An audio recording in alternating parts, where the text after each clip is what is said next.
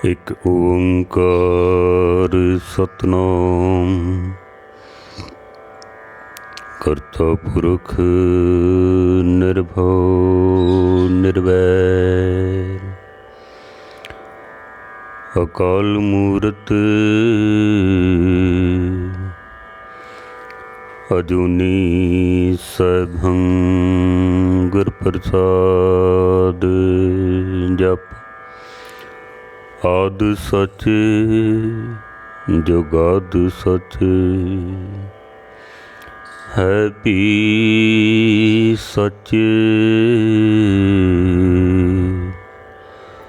नानक होसी भी सच। गुरु रूप सत्संग जीओ। गुरु अर्जन देव जी महाराज की शहादत के संबंध में आप विचारां सरवण कर रहे हो। कुछ समा होर विचार आप जी के सन्मुख रख सका, उस तो पहले 10वें पातशाह की बख्शिश भरी फतेह प्रवान करनी। वाहिगुरु जी का खालसा वाहिगुरु जी की फतेह। चार भगतां दी बाणी नूं गुरमत दे अनुकूल ना जाणदिया होया महाराज ने गुरु ग्रंथ साहिब विच दर्ज करन तो इनकार कर दिता सी। भगत कान्हा बड़े हंकार दे बोल बोल के उसने कहा सी भी मैं देखता हाँ कि किस तरह तुहाडा ये ग्रंथ मुकम्मल होंदा है। साडी बाणी तो बिना किमें मुकम्मल होवेगा। लेकिन ये कारज निरंकार दा अपना काम सी है। गुरु ग्रंथ साहिब जी की स्थापना करना, गुरु ग्रंथ साहिब जी की संपादना करना। अकबर दे कोल बड़ियां शिकायतां पहुंचियां हन।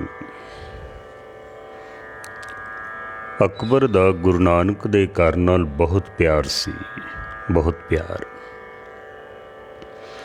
क्योंकि ये अधखड़ जी उम्र दा हो गया सी। घर विच इसदे औलाद नहीं सी दा। कई दर ते ने जाके अपना मस्तक रगड़िया पर कोई लाभ नहीं मिलिया। हज़रत निज़ामुद्दीन औलिया उत्थे भी गया है। हज़रत मोइनुद्दीन चिश्ती अजमेर ख्वाजा पीर कोल भी गया है। फिर बगदाद विच 9 गजा पीर उत्थे भी जाके इसने मत्था रगड़िया है। होर कई धार्मिक स्थानां ते जाके इन्हें नक रगड़िया पर मुराद पूरी नहीं सी होई इसदी। किसी ने इसनूं दस्सिया सी कि एक घर अजे रहिंदा है गुरु नानक दा घर, उत्थे जाके भी देख लवो।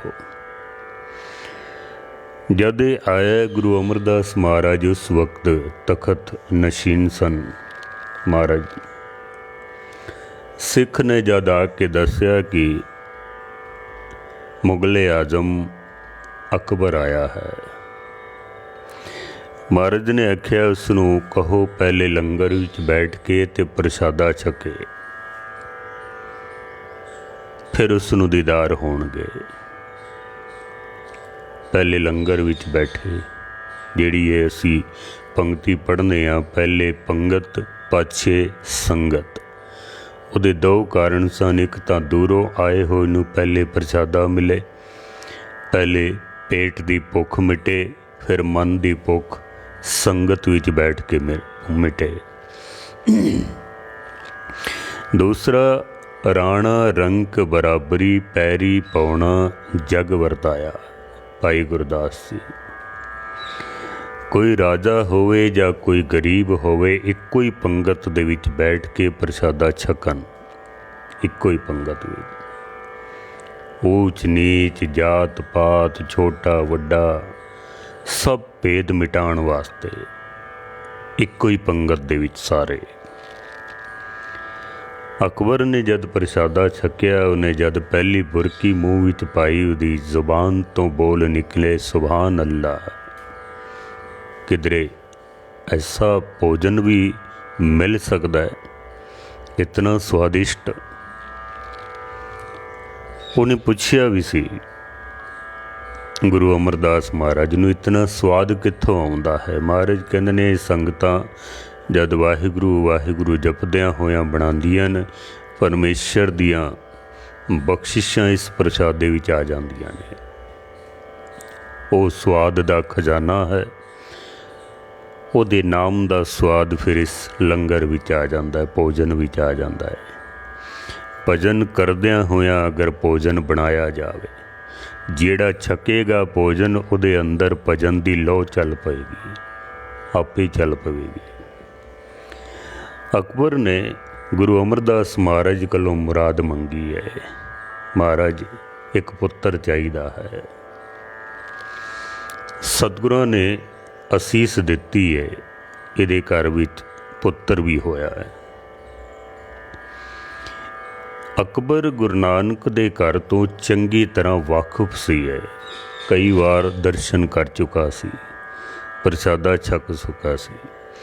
ਬੀਬੀ ਭਾਨੀ ਜੀ ਨੂੰ ਬੇਨਤੀ ਕਰਕੇ ਇਸਨੇ ਤੇ 11 ਪਿੰਡਾਂ ਦੀ ਜਗੀਰ ਵੀ ਦਿੱਤੀ ਸੀ, ਜਦ ਕਿ ਮਹਾਰਾਜ ਨੇ ਮਨਾ ਕੀਤਾ ਸੀ, ਪਰ ਇਹਨੇ ਹੱਥ ਜੋੜੇ, ਕਹਿੰਦਾ ਮਹਾਰਾਜ ਕੁਛ ਤੇ ਪ੍ਰਵਾਨ ਕਰੋ ਤੁਸੀਂ। ਕਿਉਂਕਿ ਗੁਰੂ ਨਾਨਕ ਦੇ ਘਰ ਨੂੰ ਚੰਗੀ ਤਰ੍ਹਾਂ ਜਾਣਦਾ ਸੀ ਔਰ ਖੁੱਲ੍ਹ ਦਿਲੀ ਸੁਭਾਅ ਦਾ ਮਾਲਕ ਸੀ, ਇਹ ਖੁੱਲ੍ਹੇ ਦਿਲ ਦਾ। ਮੈਂ ਅੱਗੇ ਆਉਣ ਵਾਲੇ ਸਮੇਂ ਵਿੱਚ ਇਹ ਜ਼ਿਕਰ ਕਰਨਾ ਹੈ। ਅਕਬਰ ਕੋਲ ਸ਼ਿਕਾਇਤਾਂ ਬਹੁਤ ਪਹੁੰਚਦੀਆਂ ਪਈਆਂ ਸਨ, ਲੇਕਿਨ ਅਕਬਰ ਗੁਰੂ ਨਾਨਕ ਸੱਚੇ ਪਾਤਸ਼ਾਹ ਦੇ ਘਰ ਤੋਂ ਚੰਗੀ ਤਰ੍ਹਾਂ ਵਾਕਿਫ ਸੀ। ਇਹ ਘਰ ਜੋੜਨ ਵਾਲਾ ਘਰ ਹੈ, ਤੋੜਨ ਵਾਲਾ ਨਹੀਂ ਹੈ। ਇੱਥੇ ਤਾਂ ਹਰ ਇੱਕ ਨੂੰ ਬਰਾਬਰ ਦਾ ਸਨਮਾਨ ਮਿਲਦਾ ਹੈ, ਹਰ ਇੱਕ ਨੂੰ। ਲੇਕਿਨ ਫਿਰ ਵੀ ਕੁਛ ਐਸੇ ਲੋਕ ਚੁਗਲਖੋਰ, ਕੋਈ ਬਾਹਮਣ, ਕੋਈ ਮਲਾਣੇ, ਕੁਛ ਭਗਤਾਂ ਦੀਆਂ ਸ਼ਿਕਾਇਤਾਂ, ਕੁਛ ਚੰਦੂ ਦੀਵਾਨ ਦੀਆਂ ਸ਼ਿਕਾਇਤਾਂ। ਇਸ ਤਰ੍ਹਾਂ ਜਦ ਚੁਗਲਖੋਰਾਂ ਨੇ ਬਹੁਤ ਸ਼ਿਕਾਇਤਾਂ ਕੀਤੀਆਂ ਨੇ, ਵੈਸੇ ਤਾਂ ਅਕਬਰ ਨੇ ਕੋਈ ਧਿਆਨ ਨਹੀਂ ਸੀ ਦਿੱਤਾ, ਪਰ ਜਦ ਬਹੁਤ ਜ਼ਿਆਦਾ ਹੀ ਕੀਤੀਆਂ ਸ਼ਿਕਾਇਤਾਂ, ਅਕਬਰ ਨੇ ਆਖਿਆ ਠੀਕ ਹੈ, ਮੈਂ ਜਦ ਪੰਜਾਬ ਵਿੱਚ ਜਾਣਾ ਹੈ ਨਾ, ਪੰਜਾਬ ਮੁਹਿੰਮ 'ਤੇ ਜਾਵਾਂਗਾ, ਲਾਹੌਰ ਜਾਂਦਿਆਂ ਹੋਇਆਂ ਜ਼ਰੂਰ ਮੈਂ ਇਸ ਦੇ ਉੱਤੇ ਗੌਰ ਕਰਾਂਗਾ, ਮੈਂ ਜ਼ਰੂਰ ਗੌਰ ਕਰਾਂਗੇ।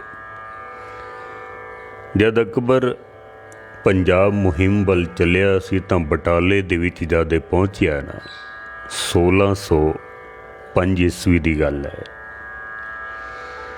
ਚੁਗਲਖੋਰਾਂ ਨੇ ਫਿਰ ਚੁਗਲੀਆਂ ਕੀਤੀਆਂ, ਮਹਾਰਾਜ ਅਬ ਤੋਂ ਆਪ ਬਹੁਤ ਕਰੀਬ हैं, ਗੁਰੂ ਅਰਜਨ ਕੋ ਬੁਲਾएं।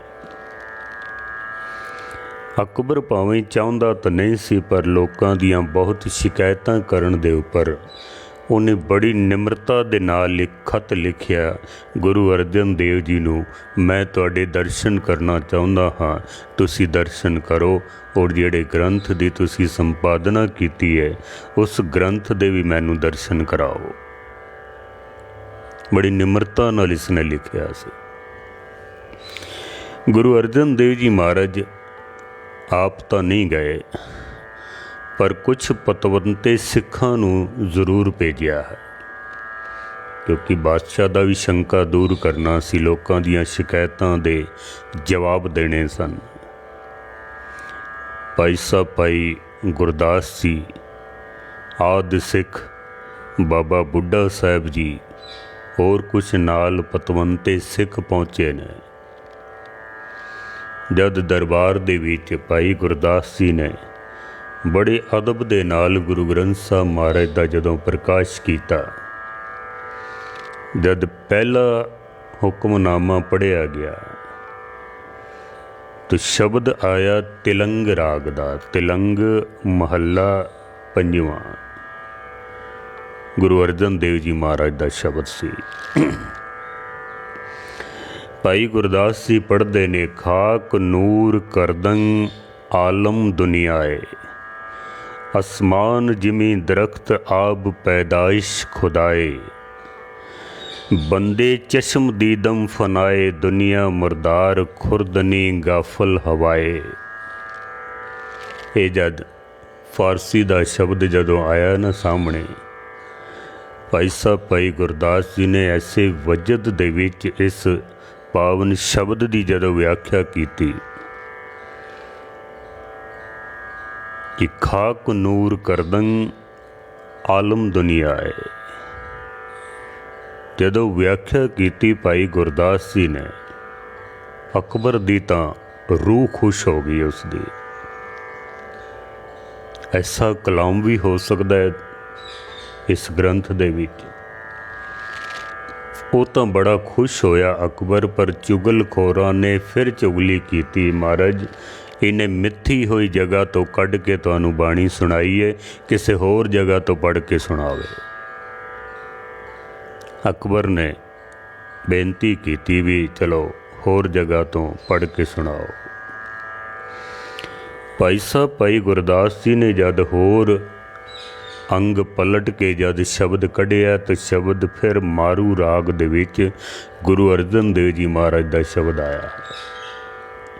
मारू राग दे विच शब्द आया, अल्लाह अगम खुदाई बंदे, छोड़ ख्याल दुनिया के तंदे, होए पे खाक फकीर मुसाफिर, एह दरवेश कबूल दरा। जद ये शब्द सुनिया अकबर ने बड़ा खुश होया। हुण तां कोई शक रह नहीं जाता है। भाई गुरदास जी नाल नाल व्याख्या करके भी समझा रहे सन। व्याख्या करन वाले भाई गुरदास बाणी इलाही और सुनन वाले दा भी मन जद सुनन नूं करदा है, जद खुल दिली नाल असीं सुणदे आ ना, जरूर परम आनंद की प्राप्ति होंदी है। अकबर बड़ा खुश होया है, लेकिन चुगलखोरां ने फिर चुगली की, नहीं एक जगह तो होर देखना चाहिए सानू। अकबर दे मुख तो बड़ियां सिफतां निकलियां उसदे। जद चुगलखोरां ने बादशाह नूं कहण दी कोशिश की, भाई गुरदास जी ने आपे ही होर अंग पलट दिते।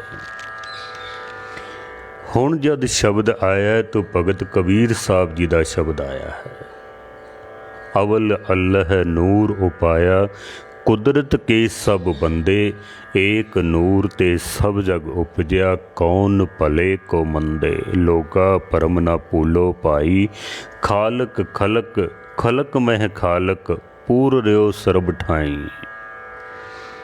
भाई गुरदास जी ने जब इस शब्द की व्याख्या की है, अकबर रोम रोम करके खुश हो गया है। अकबर इस तो पहले कि चुगलखोर कुछ होर बोल दे, अकबर बादशाह अपने सिंघासन तो खड़ा हो गया है।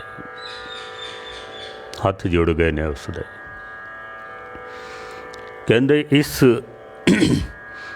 ग्रंथ दे विच, इस किताब दे विच, क्योंकि मुसलमाना कोल इक्को ही शब्द है किताब। साढ़े कोल बहुत सारे शब्द ने, असी ग्रंथ कह देने, पोथी कह देने, गुटका साहब कह देने। असी उन्हां कोल इक्को ही शब्द है किताब। बहुता होवे तो मुकद्दस किताब कह देंदे ने, पवित्र किताब। अंग्रेजी विच भी इक्को ही शब्द है होली बुक, पवित्र किताब। लेकिन गुरबाणी विच बहुत सारे शब्द ने।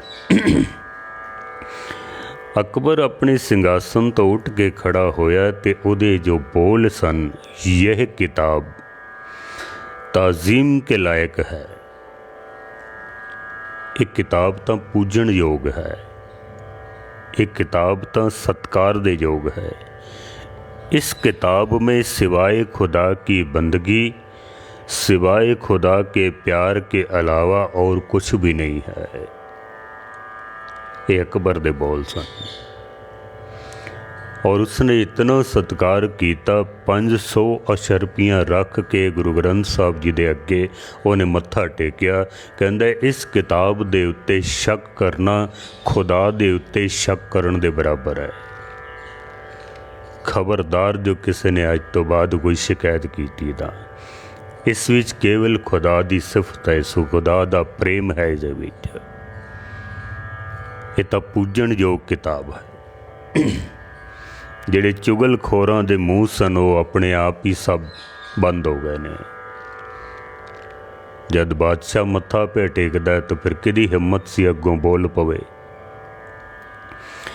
ਭਾਈ ਸਾਹਿਬ ਭਾਈ ਗੁਰਦਾਸ ਜੀ ਨੂੰ ਔਰ ਬਾਬਾ ਬੁੱਢਾ ਸਾਹਿਬ ਜੀ ਨੂੰ ਅਕਬਰ ਬਾਦਸ਼ਾਹ ਨੇ ਬੜੇ ਕੀਮਤੀ ਦੁਸ਼ਾਲੇ ਭੇਟ ਕੀਤੇ ਹਨ। ਉਸਨੇ ਬੜਾ ਮਾਨ ਸਤਿਕਾਰ ਕੀਤਾ ਹੈ ਦੋਨਾਂ ਦਾ। और आए हुए सिखा ਸਰੋਪੇ भेंट किए गए हैं। और अकबर बादशाह ने विशेष तौर पर मैकालफ का ऐसा लिखना है, इतिहासकार मैकालफ कहते अकबर बादशाह ने भाई गुरदास जी नूं बड़ी निमरता दे नाल कहा कि मेरे वालों गुरु अर्जन देव जी का सत्कार करना, मेरे वालों सत्कार करना। और उन्होंने कहना कि जदों मैं लाहौर तो वापस आना है ना, जरूर मैं तुहाडे दर्शन करांगा। मैं कि मेरी इच्छा है कि मैं दर्शन करा। जिन्हां दे बोल इतने मिठे ने उन्हां दे दर्शनां विच कितना आनंद होवेगा। और इतिहास कहता है कि अकबर जद लाहौर तो वापस मुड़िया गुरु अर्जन देव महाराज के दर्शन करके गया है। शिकायतां बहुत हो रही सन, पर क्योंकि अकबर खुल दिली का मालक सी इस वास्ते कोई पेश ना चली किसी की भी। लेकिन शिकायतां बहुत हो रही सन। गुरु अर्जन देव जी महाराज ने गुरु ग्रंथ साहब महाराज जी की पवित्रता नूं मुख रखदियां होया किसी भी तरह की मिलावट करन तो साफ इनकार कर दिता सी, साफ। तीसरा जो कारण मनते ने वो है चंदू दीवान। ये लाहौर का दीवान सी। इसदी एक लड़की सी, 7 साल दी इसदी एक बच्ची सी। नाम उसदा सदा कौर। चंदू दीवान सरकारे दरबारे नौकरी होण करके धन कोल होण करके बड़ा हंकारी सी, बड़ा हंकारी सी। क्योंकि जद कोल कुछ आ जाता ना, अपने कोल कुछ आ जाए, धन आ जाए, प्रभुता आ जाए, मान सत्कार आ जावे, जमीन जायदाद आ जावे, फिर बंदे दा बचना बड़ा मुश्किल हो जाता है, बड़ा मुश्किल हो जाता है। फिर किधरे ना किधरे हंकार फिर अंदर प्रवेश कर ही जाता है। इस वास्ते ही गुरबाणी कहती है कि हर वक्त मनुख नूं अरदास करनी चाहिए है कि हे सच्चे पातशाह तू ही बचा लै सानू, बस तू ही बचा लै। ਇਹਦੀ एक लड़की सी 7 साल दी, दे मन विच ख्याल आया भी बच्ची हुण वड्डी हो रही है, इहदे वास्ते कोई वर लभना चाहिदा है। पुराना जमाना सी, वो छोटियां बच्चियां दे विआह कर दिते जांदे सन, 7 साल 8 साल 9 साल 10 साल। क्योंकि मुगलों के राज सन, उन्हां दी हुकूमत चलदी सी, चुक के लै जाते सन, जबरदस्ती निकाह कर लैने, इस्लाम विच शामिल कर लेना। इस वास्ते जितनी जल्दी हो सके बच्चियां दे विआह कर दिते जाते सन। इहदे मन विच ख्याल आया भी बच्ची हुण वड्डी होंदी पई है, इहदा विआह करना चाहिए, कोई वर लभना चाहिए है।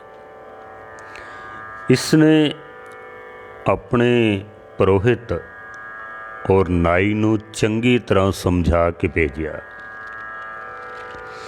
कि मेरी इस बच्ची वास्ते कोई बहुत सुंदर समझदार किसी वड्डे खानदान का कोई बच्चा लभ के लियाओ।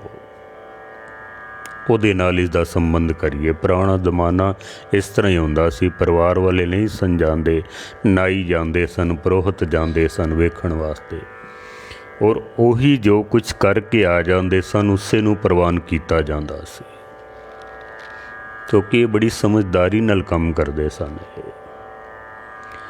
ਨਾਈ ਤੇ ਪੁਰੋਹਿਤ ਜਦ ਚਲੇ ਨੇ ਲਾਹੌਰ ਤੋਂ, ਤਾਂ ਫਿਰ ਇਹ ਅੰਮ੍ਰਿਤਸਰ ਵਾਲੇ ਪਾਸੇ ਆਏ ਹਨ, ਚੜ੍ਹਦੇ ਵਾਲੇ ਪਾਸੇ। ਅੰਮ੍ਰਿਤਸਰ ਸਾਹਿਬ ਆ ਕੇ ਇਹਨਾਂ ਨੂੰ ਪਤਾ ਲੱਗਾ ਵੀ ਗੁਰੂ ਨਾਨਕ ਦਾ ਦਰਬਾਰ ਹੈ, ਗੁਰੂ ਅਰਜਨ ਦੇਵ ਤਖਤ ਨਸ਼ੀਨ ਹਨ। ਰੌਣਕਾਂ ਬਣੀਆਂ ਸਨ ਅੰਮ੍ਰਿਤਸਰ ਸਾਹਿਬ ਦੀਆਂ, ਸ਼ਹਿਰ ਬੜਾ ਸੋਹਣਾ ਸੀ। ਇਹਨਾਂ ਨੇ ਜਾ ਕੇ ਦਰਸ਼ਨ ਕੀਤੇ ਗੁਰੂ ਅਰਜਨ ਦੇਵ ਜੀ ਮਹਾਰਾਜ ਦੇ। ਜਦ ਇਹਨਾਂ ਨੇ ਦਰਸ਼ਨ ਕੀਤੇ ਨਾ ਤਾਂ ਅੱਖਾਂ ਖੁੱਲੀਆਂ ਹੀ ਰਹਿ ਗਈਆਂ। ਤਰਨ ਗਗਨ ਨਵਖੰਡ ਮੈਂ ਜੋਤ ਸਵਰੂਪੀ ਰਹਿਓ ਪਰ, ਪਨ ਮਥਰਾ ਕੁਛ ਭੇਦ ਨਹੀਂ ਗੁਰੂ ਅਰਜਨ ਪ੍ਰਤੱਖ ਹਰ। ਜਦੋਂ ਪ੍ਰਤੱਖ ਹਰ ਦੇ ਦਰਸ਼ਨ ਕੀਤੇ ਨਾ, ਪ੍ਰਤੱਖ ਪਰਮਾਤਮਾ ਦੇ ਜਦੋਂ ਦਰਸ਼ਨ ਕੀਤੇ, ਅੱਖਾਂ ਖੁੱਲੀਆਂ ਹੀ ਰਹਿ ਗਈਆਂ। ਦਰਬਾਰ ਦੀਆਂ ਰੌਣਕਾਂ ਦੇਖ ਕੇ ਹੈਰਾਨ ਹੋ ਗਏ। ਸੰਗਤਾਂ ਇਤਨੀਆਂ ਆ ਰਹੀਆਂ ਹਨ, ਮੱਥੇ ਟੇਕਦੇ ਪਏ ਨੇ ਲੋਕੀ, ਮਨ ਦੀਆਂ ਮੁਰਾਦਾਂ ਉਹਨਾਂ ਦੀਆਂ ਪੂਰੀਆਂ ਹੁੰਦੀਆਂ ਪਈਆਂ ਨੇ। ਭੇਟਾਵਾਂ ਦੇ ਅੰਬਾਰ ਲੱਗੇ ਪਏ ਹਨ, ਰਾਗੀ ਸਿੰਘ ਬੜੇ ਵਜਦ ਦੇ ਵਿੱਚ ਕੀਰਤਨ ਕਰਦੇ ਪਏ ਨੇ। ਸਤਿਗੁਰ ਸਿੰਘਾਸਨ ਤੇ ਸੁਭਾਏਮਾਨ ਚੌਰ ਕਰ ਰਹੇ ਹਨ ਸਿੱਖ, ਲੰਗਰ ਚੱਲਦੇ ਪਏ ਨੇ, ਹਰ ਪਾਸੇ ਆਨੰਦ ਹੀ ਆਨੰਦ ਦੇਖ ਕੇ ਇਹਨਾਂ ਦੇ ਮਨ ਬੜੇ ਖੁਸ਼ ਹੋਏ ਨੇ। ਬੈਠ ਗਏ ਨੇ ਸੰਗਤ ਦੇ ਵਿੱਚ, ਬੈਠ ਗਏ। ਥੋੜੀ ਹੀ ਦੇਰ ਹੋਈ, ਗੁਰੂ ਅਰਜਨ ਦੇਵ ਜੀ ਮਹਾਰਾਜ ਦੇ ਸਾਹਿਬਜ਼ਾਦੇ ਹਰਗੋਬਿੰਦ ਸਾਹਿਬ ਜੀ, ਜਿਨ੍ਹਾਂ ਦੀ ਉਮਰ ਉਸ ਵਕਤ ਤਕਰੀਬਨ ਕੋਈ 11 ਸਾਲ ਦੀ ਉਮਰ, ਲੰਬਾ ਕੱਦ, ਲੰਬੀਆਂ ਬਾਹਾਂ, ਚੌੜੀ ਛਾਤੀ, ਵਰਜਿਸ਼ ਵਾਲਾ ਸਰੀਰ ਸਤਿਗੁਰਾਂ ਦਾ, ਚਿਹਰੇ ਦੇ ਉੱਤੇ ਕੁਦਰਤੀ ਨੂਰ, ਮਸਤਕ ਚਮਕਦਾ ਹੋਇਆ, ਸੋਹਣਾ ਸਤਿਗੁਰਾਂ ਨੇ ਲਿਬਾਸ ਪਹਿਨਿਆ ਹੋਇਆ। ਜਦ ਆ ਕੇ ਗੁਰਦੇਵ ਪਿਤਾ ਨੂੰ ਮੱਥਾ ਟੇਕਿਆ ਨਾ, ਇਹਨਾਂ ਦੋਨਾਂ ਨੇ ਆਪਸ ਵਿੱਚ ਕੁਸਰ ਮੁਸਰ ਕੀਤੀ, ਪੁੱਛਗਿੱਛ ਕੀਤੀ, ਇਹ ਕੌਣ ਹਨ? ਇਤਨਾ ਸੁੰਦਰ ਬੱਚਾ ਹੈ, ਕੌਣ ਹਨ? ਕਿਸੇ ਨੇ ਦੱਸਿਆ ਵੀ ਇਹ ਗੁਰੂ ਅਰਜਨ ਦੇਵ ਮਹਾਰਾਜ ਦੇ ਸਾਹਿਬਜ਼ਾਦੇ ਹੀ ਹਨ।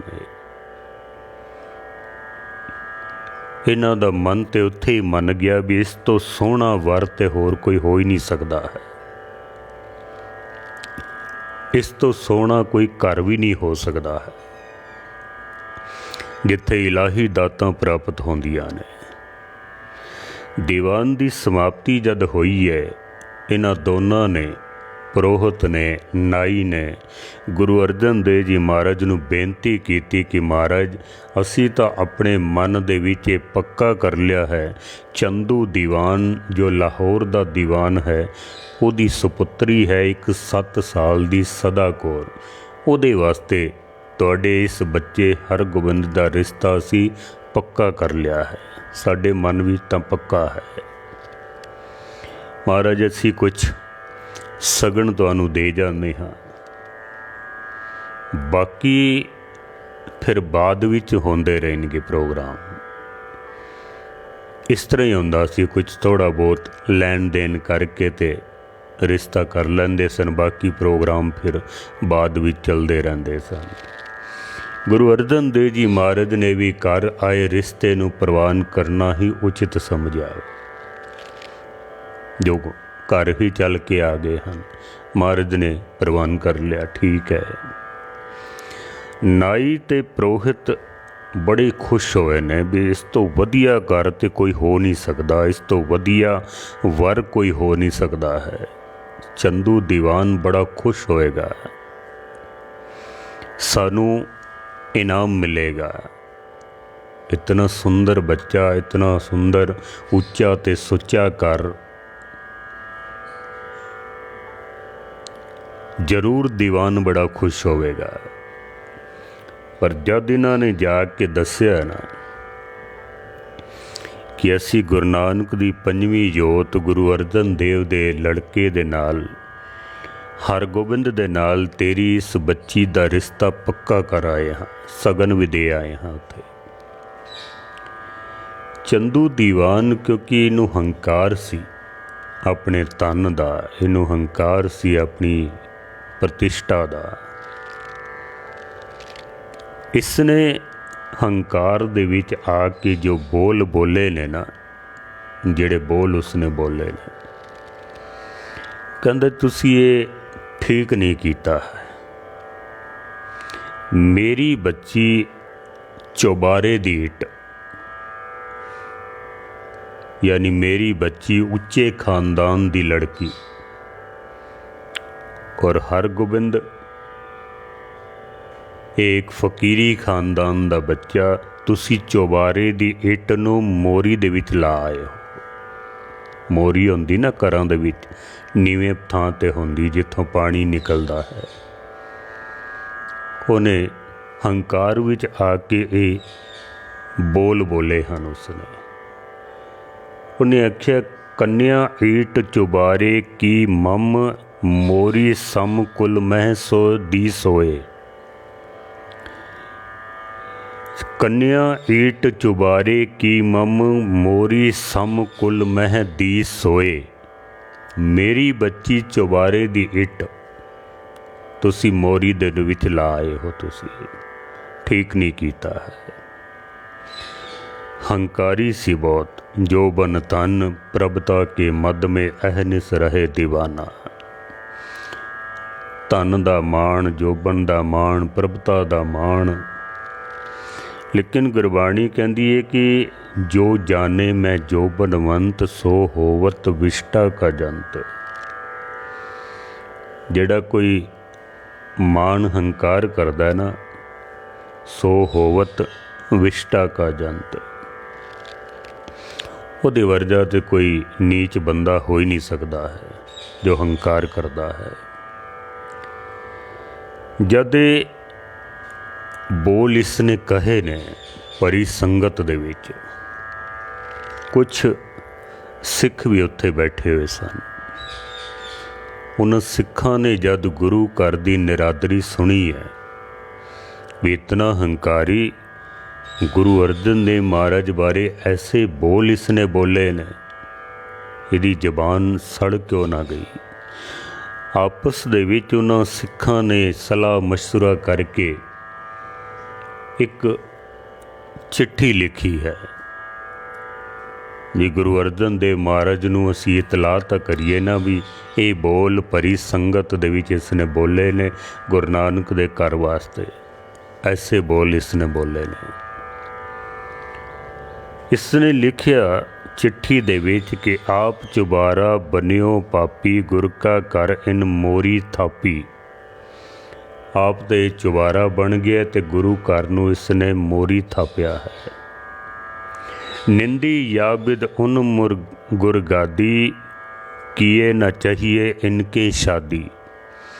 मारे इसने गुरु घर की निंदा की है, अपने आप नूं ये चुबारा समझदा है, गुरु घर नूं ये मोरी दे तुल समझदा है।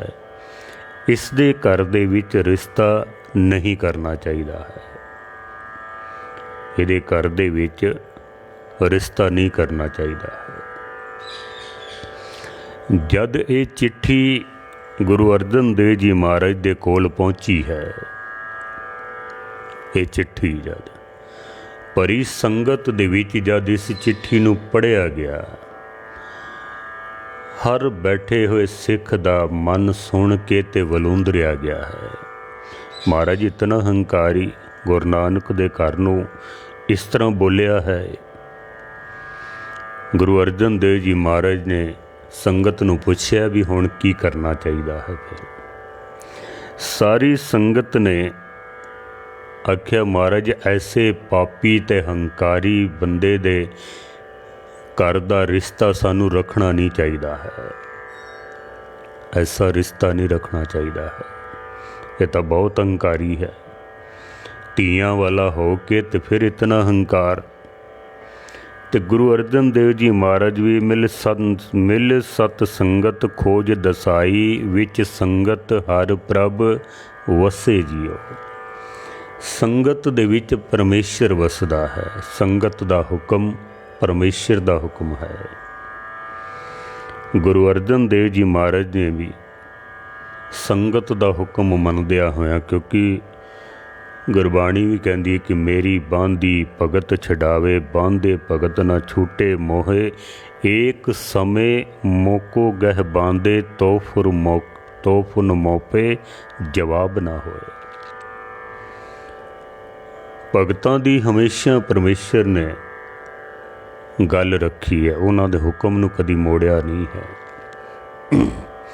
ਗੁਰੂ ਅਰਜਨ ਦੇਵ ਜੀ ਮਹਾਰਾਜ ਨੇ ਵੀ ਸੰਗਤ ਦਾ ਹੁਕਮ ਮੰਨਦਿਆਂ ਹੋਇਆ, ਕਿਉਂਕਿ ਇਹੀ ਅੱਗੇ ਚੱਲ ਕੇ ਗੁਰੂ ਗੋਬਿੰਦ ਸਿੰਘ ਮਹਾਰਾਜ ਕਹਿੰਦੇ ਨੇ, ਖਾਲਸਾ ਮੇਰੋ ਰੂਪ ਹੈ ਖਾਸ, ਖਾਲਸੇ ਮੈਂ ਹੋ ਕਰੋ ਨਿਵਾਸ।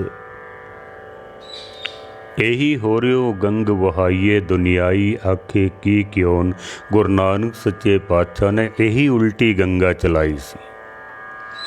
ਸੰਗਤ ਦਾ ਹੁਕਮ ਸਿਰ ਮੱਥੇ ਤੇ ਮੰਨਣਾ, ਸੰਗਤ ਨੂੰ ਇਤਨਾ ਸਤਿਕਾਰ ਦੇਣਾ, ਆਪਣੀ ਉਮਤ ਨੂੰ ਇਤਨਾ ਸਤਿਕਾਰ ਦੇਣਾ। ਪਰਮੇਸ਼ਰ ਦੇ ਤੁਲ ਵਿੱਚ ਸੰਗਤ ਹਰ ਪ੍ਰਭ ਵਸੇ ਜੀਓ। ਸਾਰੀ ਸੰਗਤਾਂ ਦਾ ਹੁਕਮ ਮੰਨਦਿਆਂ ਹੋਇਆਂ ਗੁਰੂ ਅਰਜਨ ਦੇਵ ਜੀ ਮਹਾਰਾਜ ਨੇ ਇਹ ਰਿਸ਼ਤਾ ਰੱਖਣ ਤੋਂ ਇਨਕਾਰ ਕਰ ਦਿੱਤਾ ਹੈ।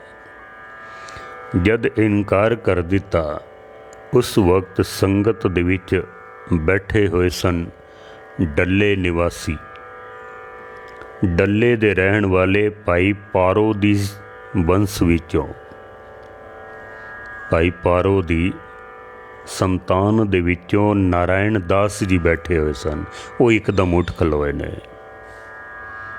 ਇਹਨਾਂ ਦੀ ਲੜਕੀ ਸੀ ਜਿਸ ਦਾ ਨਾਮ ਸੀ ਦਮੋਦਰੀ। ਉਹਨਾਂ ਨੇ ਹੱਥ ਜੋੜ ਕੇ ਆਖਿਆ, ਮਹਾਰਾਜ ਫਿਰ ਸਾਡੀ ਬੱਚੀ ਦਾ ਰਿਸ਼ਤਾ ਪ੍ਰਵਾਨ ਕਰ ਲਵੋ, ਕਿਉਂਕਿ ਸੰਗਤ ਨੂੰ ਪਰਮੇਸ਼ਰ ਦੇ ਤੁਲ ਜਾਣਦੇ ਹਨ। ਵਿੱਚ ਸੰਗਤ ਹਰ ਪ੍ਰਭ ਵਸੇ ਜੀਓ। ਮਹਾਰਾਜ ਨੇ ਇਸ ਨਾਰਾਇਣ ਦਾਸ ਦੀ ਬੱਚੀ ਦਾ ਰਿਸ਼ਤਾ ਪ੍ਰਵਾਨ ਕਰ ਲਿਆ ਹੈ। ਇਤਿਹਾਸ ਕਹਿੰਦਾ ਹੈ ਉਸ ਵਕਤ ਦੋ ਸਿੱਖ ਇਕੱਠੇ ਹੀ ਖੜੇ ਹੋ ਗਏ ਸਨ। ਦੋ ਸਿੱਖ, ਦੂਸਰਾ ਸੀ ਹਰੀ ਚੰਦ, ਇੱਕ ਭਾਈ ਨਾਰਾਇਣ ਦਾਸ, ਦੂਸਰਾ ਹਰੀ ਚੰਦ। ਹਰੀ ਚੰਦ ਦੀ ਬੱਚੀ ਅਜੇ ਕੇਵਲ 2 ਸਾਲ ਦੀ ਸੀ ਬਸ। ਇਹਨੇ ਵੀ ਅਰਜ਼ੋਈ ਕੀਤੀ, ਮਹਾਰਾਜ ਮੇਰੀ ਬੱਚੀ ਦਾ ਵੀ ਰਿਸ਼ਤਾ ਰੱਖ ਲਵੋ। ਸਤਿਗੁਰਾਂ ਨੇ ਕਿਉਂਕਿ ਦੋਨੋਂ ਖੜੇ ਹੋਏ ਸਨ, ਦੋਨਾਂ ਦੇ ਰਿਸ਼ਤੇ ਨੂੰ ਪ੍ਰਵਾਨ ਕਰ ਲਿਆ। ਜਿਹੜੀ ਬੱਚੀ 2 ਸਾਲ ਦੀ ਸੀ ਹਰੀ ਚੰਦ ਦੀ, ਉਸ ਦਾ ਕੇਵਲ ਸਗਨ ਰੱਖ ਲਿਆ ਹੈ, ਰਿਸ਼ਤਾ ਪੱਕਾ ਕਰ ਦਿੱਤਾ ਹੈ। ਬਾਅਦ ਵਿੱਚ ਜਾ ਕੇ ਆਨੰਦ ਕਾਰਜ ਹੋਇਆ। ਹਰਗੋਬਿੰਦ ਸਾਹਿਬ ਜੀ ਦਾ ਆਨੰਦ ਕਾਰਜ ਪਹਿਲੇ ਨਾਰਾਇਣ ਦਾਸ ਜੀ ਦੀ ਬੱਚੀ ਦਮੋਦਰੀ ਜੀ ਦੇ ਨਾਲ ਫਿਰ ਆਨੰਦ ਕਾਰਜ ਹੋਇਆ ਹੈ। ਪਰ ਜਿਸ ਵਕਤ ਚੰਦੂ ਦੀਵਾਨ ਨੂੰ ਇਸ ਗੱਲ ਦਾ ਪਤਾ ਲੱਗਾ ਹੈ ਕਿ ਮੇਰੀ ਬੱਚੀ ਦਾ ਰਿਸ਼ਤਾ ਠੁਕਰਾ ਦਿੱਤਾ ਗਿਆ ਹੈ, ਇਹਨੇ ਬੜੀ ਕੋਸ਼ਿਸ਼ ਵੀ ਕੀਤੀ, ਇਹਨੇ ਬੜੇ ਲਾਲਚ ਵੀ ਦਿੱਤੇ, ਮੈਂ ਦਹੇਜ ਬਹੁਤ ਦੇਣਾ ਹੈ, ਮੈਂ ਇਹ ਕਰ ਦਿਆਂਗਾ, ਉਹ ਕਰ ਦਿਆਂਗਾ। ਬਹੁਤ ਸਾਰੀਆਂ ਇਸਨੇ ਗੱਲਾਂ ਵੀ ਕੀਤੀਆਂ ਵੀ ਰੱਖ ਲਵੋ ਰਿਸ਼ਤਾ। ਪਰ ਗੁਰੂ ਅਰਜਨ ਦੇਵ ਮਹਾਰਾਜ ਨੇ ਆਖਿਆ, ਇੱਕ ਵਾਰੀ ਜੋ ਬਚਨ ਨਿਕਲ ਗਿਆ ਨਾ, ਹੁਣ ਨਹੀਂ ਹੋ ਸਕਦਾ ਹੈ ਕੁਝ। ਜਦ ਇਸ ਨੇ ਦੇਖ ਲਿਆ ਵੀ ਮੇਰੀ ਬੱਚੀ ਦਾ ਰਿਸ਼ਤਾ ਹੁਣ ਰੱਖਦੇ ਨਹੀਂ ਹਨ, ਇਹਨੇ ਫਿਰ ਉੱਥੇ ਹੀ ਗੁਰੂ ਘਰ ਦੇ ਨਾਲ ਦੁਸ਼ਮਣੀ ਆਪਣੇ ਮਨ ਵਿੱਚ ਪਾਲ ਲਈ ਹੈ। ਇਸਨੇ ਇਹਨੇ ਆਖਿਆ ਵੀ ਮੈਂ ਦੇਖਦਾ, ਮੈਂ ਰਾਜ ਦਰਬਾਰ ਦਾ ਦੀਵਾਨ ਤੇ ਮੇਰੀ ਬੱਚੀ ਦਾ ਰਿਸ਼ਤਾ ਠੁਕਰਾ ਦਿੱਤਾ ਵੇ। ਮੈਂ ਦੇਖਦਾ ਕਿ ਇਸ ਗੁਰੂ ਘਰ ਨੂੰ ਹੁਣ ਕੌਣ ਬਚਾਉਂਦਾ ਹੈ। ਇਹਨੇ ਵੀ ਰਾਜ ਦਰਬਾਰ ਦੇ ਵਿੱਚ ਸਾਜ਼ਿਸ਼ਾਂ ਕਰਨੀਆਂ ਸ਼ੁਰੂ ਕਰ ਦਿੱਤੀਆਂ ਹਨ, ਕਿਉਂਕਿ ਇਹ ਚਾਹੁੰਦਾ ਸੀ ਵੀ ਕਿਸੇ ਵੀ ਹਾਲ ਵਿੱਚ ਮੇਰੀ ਬੱਚੀ ਦਾ ਰਿਸ਼ਤਾ ਰੱਖਿਆ ਜਾਵੇ, ਇਹਦਾ ਵਿਆਹ ਉੱਥੇ ਹੀ ਹੋਵੇ। ਕਿਉਂਕਿ ਇੱਕ ਵਾਰੀ ਜਿਸ ਬੱਚੀ ਦਾ ਰਿਸ਼ਤਾ ਟੁੱਟ ਜਾਂਦਾ ਸੀ ਨਾ, ਫਿਰ ਦੁਬਾਰਾ ਕਰਨਾ ਬੜਾ ਮੁਸ਼ਕਲ ਹੋ ਜਾਂਦਾ ਸੀ। ਉਹ ਜ਼ਮਾਨਾ ਹੋਰ ਸੀ, ਉਹ अजकल की तरह नहीं है इत्थे कीता फिर तोड़ लिया फिर दूजी जगह तीजी जगह, वो ऐसा जमाना नहीं सी। फिर गुरु घर तो फिटकारिया सी चंदू नूं, तो कोई रिश्ता लैण वास्ते तैयार नहीं होवेगा। ये चंदू दीवान चंगी तरह जानदा सी इस गल नूं, और कोई नहीं लवेगा। इसने फिर अपने मन दे विच एक तरह की इसने सौं खा ली कि जा तो मेरी बच्ची का यह रिश्ता रख लैन, नहीं तो फिर मैं इस घर नूं तबाह करके रख देंगा। इन्हें भी साजिशां करनियां शुरू कर दित्तियां हन। ये तीसरा कारण विद्वान मनते हैं। ये 3 कारण सहायक कारण ने, चंदू दीवान, 4 भगत और बाबा पृथ्वी चंद जी। असली कारण है जहांगीर, क्योंकि जहांगीर बड़ा कट्टड़ नीति का मालक सी है। जहांगीर अकबर का लड़का, पहला नाम इसका सलीम सी। तखल्लस इसने जहांगीर रखिया तो फिर तख्त ते बैठा है। ये बड़ा कट्टड़ नीति का मालक सी है, कट्टड़ मुसलमान सी है।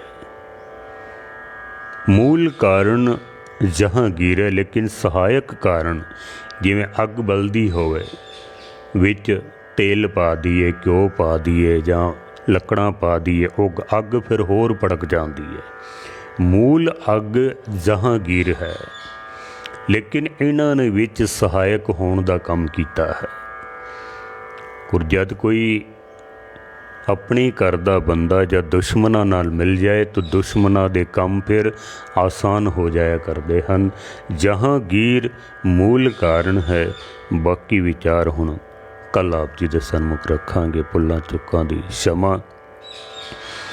कोशिश कर रहे हैं कि वध तो वध विस्तार नाल गुरु अर्जन देव महाराज की शहादत संगतां दे सामने रखी जा सके। जैसी तौफीक सतगुरु बख्शिश करनगे, आने वाले दिनों में सारा इतिहास आप जी दे सन्मुख रखण दी निमाणी कोशिश कर रहे हैं। आप जो संगतां कथा सरवण कर रहे हो, जरूर फेसबुक पेज कथा सागर उसनूं फॉलो करो, लाइक करो, कमेंट करके जरूर दसो। कोई सलाह दे सकते हो, कोई शिकायत कर सकते हो जो चीज़ चंगी नहीं लगती है। सारी कथा यूट्यूब चैनल कथा सागर मनमोहन सिंह निमाणा, उत्थे भी सारी कथा आप जी नूं उपलब्ध हो जाती है। आप उत्थे भी सरवण कर सकते हो, शेयर कर सकते हो। बाकी विचार कल। भुल्लां चुक्कां दी क्षमा। वाहिगुरू जी का खालसा, वाहिगुरू जी की फतेह।